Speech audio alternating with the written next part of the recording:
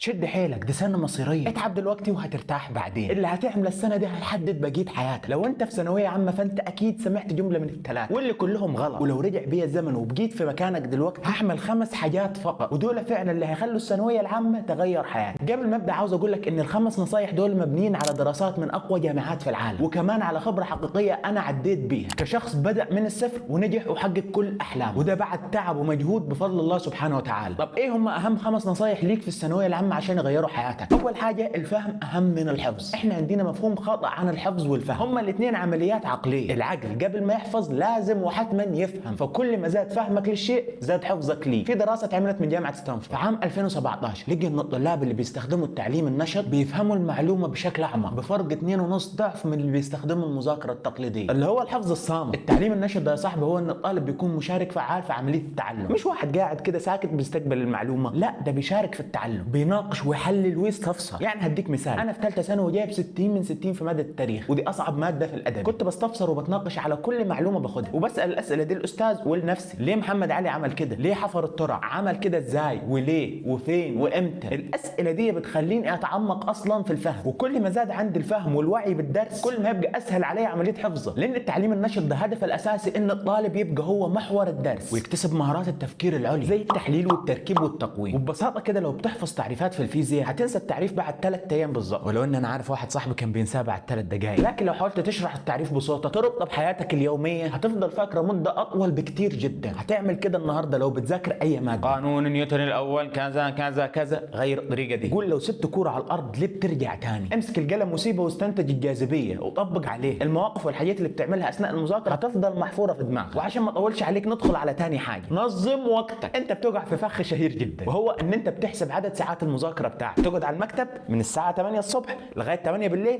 كده انا ذاكرت 12 ساعه. غلط، انت ما ذاكرتش غير ساعتين بس، وده لانك انت ما كنتش مركز اصلا. واتحداك بعد ما تقوم من جلسات المذاكره الطويله اللي هي 6 ساعات و7 ساعات بتكون اغلب اللي فاكره قليل جدا، وده علشان انت مشتت جدا انت وبتذاكر. الافضل بالنسبه لي ان اذاكر ساعتين اكون منتبه ومركز فيهم 100%، افضل ما اذاكر 6 ساعات وانا مشتت. في دراسات اثبتت ان العمل المكثف في جلسات صغيره 25 دقيقه مثلا بيرفع معدل الانتاجيه 42%. 25 دقيقه مذاكره 5 دقائق راحه، ودي اسمها تقنيه البرومودورو، ممكن تكون سمعت عنها. قبل ما تبدا تطبقها عاوز اقول لك على شويه حاجات ما حدش قالها لك. ركز معايا، جلسه المذاكره بالنسبه لك هتكون ساعتين، عباره عن 4 جلسات مذاكره، بين كل 25 دقيقه 5 دقائق راحه. ال5 دقائق اوعى اوعى اوعى تمسك فيهم الموبايل. انت بتفصل، بتقوم تشرب، بتروح الحمام، بتعمل مشروبك المفضل، بتمسك السبحه وتستغفر من الكلام اللي قدامك، بتهدي عقلك، وبتكون 5 دقائق فقط. بعد ما تخلص 4 جلسات ساعتين تقريبا بتاخد راحه 20 دقيقه. ونصيحه من شخص شغال اصلا على السوشيال ميديا، ما تهلكش دماغك قدام الموبايل. الموبايل بيستنزف وقتك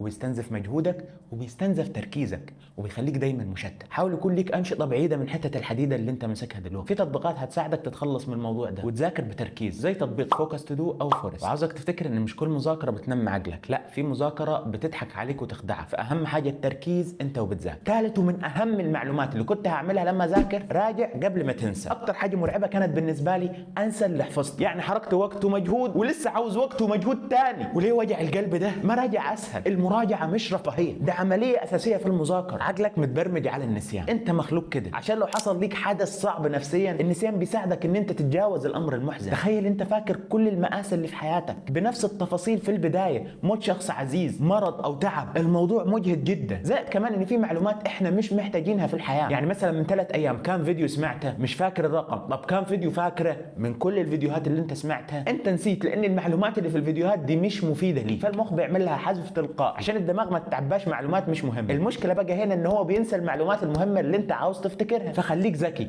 قول له ان المعلومات دي مهمه، وده عن طريق المراجعه. عقلي دماغي ابوس ايدك، المعلومه دي مهمه ما تنساهاش. ازاي تعمل الحاجه دي بالظبط؟ عن طريق المراجعه. في 2016 في جامعه هارفارد عملوا دراسه بتاكد ان استخدام تقنيه التكرار المتباعد بترفع التذكر بنسبه 90% على المدى الطويل. طب ايه التقنيه دي وازاي اعملها؟ شوف، بعد ما تذاكر درس راجع بعد 24 ساعه بالظبط، ثاني مره بعد بعد 3 ايام، ثالث مره بعد اسبوع، واخر مره بعد شهر، وبعد كده بتراجع عليه كل نهايه شهر. هديك مثال، انا ذكرت درس الحمله الفرنسيه هراجع عليه بعد 24 ساعه، وبعد 3 ايام هراجع ثاني، وبعد اسبوع هراجع ثالث مره. اتبع نظام المدرسه، مع كل نهايه شهر في امتحان تراجع كل اللي انت خدته بشكل سريع، هتفتكر وهيقبل معلومه في دماغك. ممكن تستخدم بعض التطبيقات والادوات زي تطبيق انت، ده تطبيق مجاني ومفيد جدا جدا، وممكن اعمل عنه حلقه كامله ازاي تستخدم. او كروت الاستذكار، ودي في حاله ان انت بتبعد عن التكنولوجيا وبتحب الورق والكتاب. وخليك فاكر ان اللي بيراجع اول باول هيبقى من الاوائل. في تقنيات كتيره للاستذكار والحفظ. انا لي اكتر من 3 شهور بجهز لاقوى كورس عن الاستذكار اسمه الطالب الخارق، بتكلم فيه عن 6 مواضيع. ليه بتمل وبتكره المذاكره؟ هنا هكسر لك كل المفاهيم الخاطئه عن المذاكره، وكمان هنتكلم عن العقل والنسيان ومنحنى النسيان، وازاي تنمي عقلك، وعلم الاعصاب بيقول ايه عن الذاكره، واقول لك على اهم الحاجات اللي انت محتاجها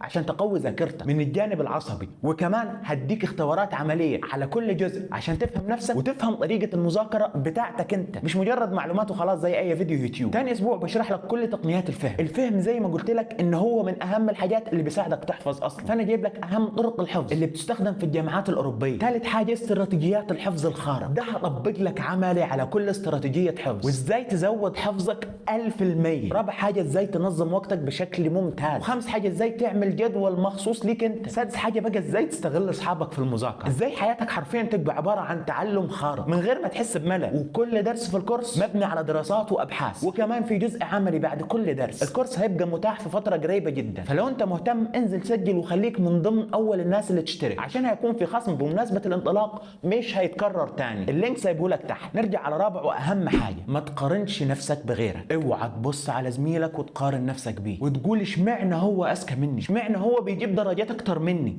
اشمعنى هو بيحفظ اسرع مني. في دراسه اتعملت على اكتر من 1200 طالب في جامعه كامبريدج، وتقول ان الطلبه اللي بيقارنوا نفسهم بزمايلهم نسبه التوتر عندهم بتزيد 55%، وبتقلل الاداء الاكاديمي ل 30%. يعني حرفيا مقارنه نفسك وحسد غيرك بيضيع مستقبلك. قارن نفسك بنفسك مش بزمايلك. شوف نفسك بتعمل ايه الاسبوع ده وعملت ايه الاسبوع اللي فات. هل انت افضل؟ هل طورت من نفسك؟ هل اخذت كورس؟ هل ذكرت؟ هل راجعت الدرس اللي ذكرته؟ هل اختبرت نفسك؟ المقارنه والحسد خيانه لنفسك وظلم لغيرك، وانت مش في سباق، فارجوك ما تبصش لغيرك، انت داخل تبني مستقبلك. وبمناسبه البنى بقى هقول لك على خامس واهم نصيحه واللي بدانا بيها الفيديو اصلا. هل الثانويه العامه دي حاجه مهمه ولا بالونه منفوخه على الفاضي؟ شوف النصيحه الخامسه بقى، ابني نفسك قبل ما تبني مجموعه. كلنا في الثانويه العامه مهتمين نحصل اكبر الدرجات، لكن الطلبه اللي فعلا حياتهم اتغيرت بعد الثانويه العامه هم اللي تعلموا مهارات جنب المذاكره. وفي دراسه بقى بتاكد ان الطلبه اللي استثمروا جزء من وقتهم في تطوير مهاراتهم وخصوصا الشخصيه حققوا نجاح اكاديمي اعلى بنسبه 58%، اكتر من زمايلهم اللي بيركزوا في الدراسه فقط. وانا هقول لك على المهارات اللي ممكن تغير حياتك وتتعلمها بسهوله وبسرعه وكمان بشكل مجاني. سوفت سكيلز، مهارات ناعمه ومهارات تكنولوجيه. المهارات الناعمه والسوفت سكيلز واللي انا اصلا وانا طالب كنت دارسها كلها على موقع اسمه ادراك، وده موقع مجاني ومش عامل له اعلان، بس هو يستاهل فعلا. بيديك كورسات مجانيه ببلاش وكمان شهاده